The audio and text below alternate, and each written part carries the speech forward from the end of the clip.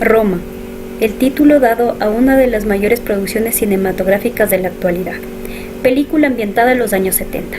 Es toda una producción del tipo de película que grita en silencio.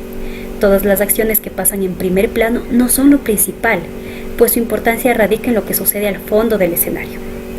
Se abre el telón con una escena extensa donde los expertos aducen que representa el sentido transitorio de la vida, plasmada en la imagen del avión que se ve reflejada en el agua con la que baldea Cleo. Cleo, la protagonista de la obra de Alfonso Cuarón.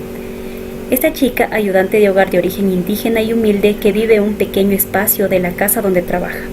Se puede decir que la invisibilidad es el constante de la película, donde se puede ver varias realidades. La mujer indígena que vive en la gran ciudad bajo el mando de sus patrones, su modo de empleo, la representación de sus vidas diarias, aficiones, gustos y escapes, sus emociones entre el amor y desamor, el abandono del hombre al saber de un embarazo no deseado. El trato incluyente y a la vez denigrante es propio de las clases sociales, donde su existencia es ignorada. Una de las escenas muestra la subyugación y control que mantiene el patrono al no permitir que enciendan una bombilla de luz en el cuarto usado por sus empleadas. Aquí denotamos uno de los conceptos de O'Sullivan sobre el término de base, donde se nota la estructura dentro de la economía de las sociedades pudientes, estableciendo las diferencias de las clases y el poder que tiene. Otra arista principal que vemos aquí es el machismo, a distintos niveles. La empleada por un lado y la señora que también aguanta el abandono de su esposo. Pero aquí hay algo muy importante. En el caso de Cleo, ella busca enfrentar cara a cara, demostrando una fortaleza de mente y espíritu, mientras el hombre huye sus responsabilidades. Se evidencia el abuso de la época en México, los cambios políticos, la expropiación de tierras representada en manifestaciones en las calles, la muerte de civiles en medio de protestas, lo que en su época se llamó el halconazo. Pero sobre todo se ve el esfuerzo técnico en esta película, el grado de perfeccionamiento que alcanza Cuarón, la monstruosa maquinaria técnica desplegada, ya sea el uso de dollies, el juego de luces y sombras, las formas y las tomas fijas o las silenciosas donde la imagen habla por sí sola.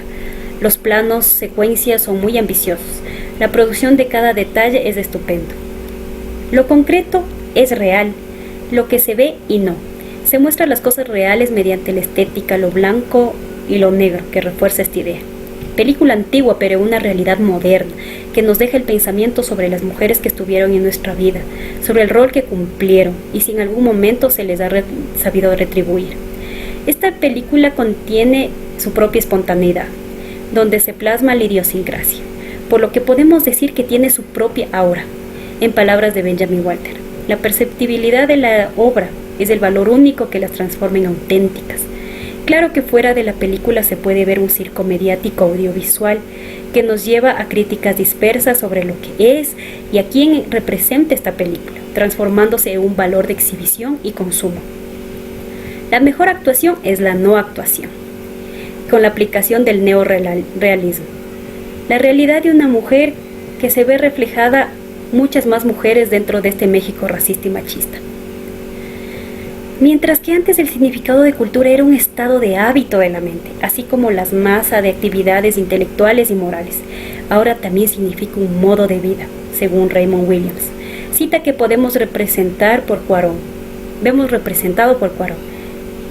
de no solo un modo de vida, sino una realidad, pues no solo representa México, sino un modo de vida que nos alcanza hasta nuestros días y sobre todo en nuestros países subdesarrollados. Durante el rodaje no existía un guión específico. Los actores no eran actores permitiendo que salga su propia naturalidad.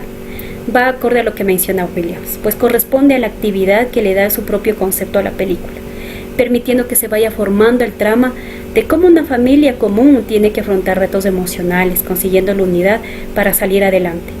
Existe un gran mérito en la fotografía, en la puesta en cámara, escena y en lo histórico, pero es el retrato de la vida y la humanidad de la historia donde radica el gran valor de Roma. Con el paso del tiempo, la manera de contar historias va cambiando. El desarrollo de la industria cultural toma en referencia lo mencionado por Theodor Adorno, donde más se tornan las posiciones de la industria, más se acrecientan las necesidades del consumidor. Es una fusión de cultura y entretenimiento. El aporte tecnológico aquí cumple un rol esencial, como es el caso de Roma, de la plataforma de Netflix, Es una nueva forma que va impulsando los límites del mercado, con estilos de películas que se estrenan por primera vez en línea y en televisiones en casa, sin perder el impacto emocional aunque sea vista en un celular. Finalmente, Roma, ya sea como producción industrial, cultural, amarillista, realista o surrealista, es la representación de muchas familias de no solo México, de no solo el amor intrínseco de una madre o los dolores de una mujer que deben ser superados, pues no es necesario transmitir mediante una pantalla la realidad que sea nuestra o no, sino del vernos identificados con los deseos, anhelos y fracasos que compartimos los humanos alguna vez en la vida.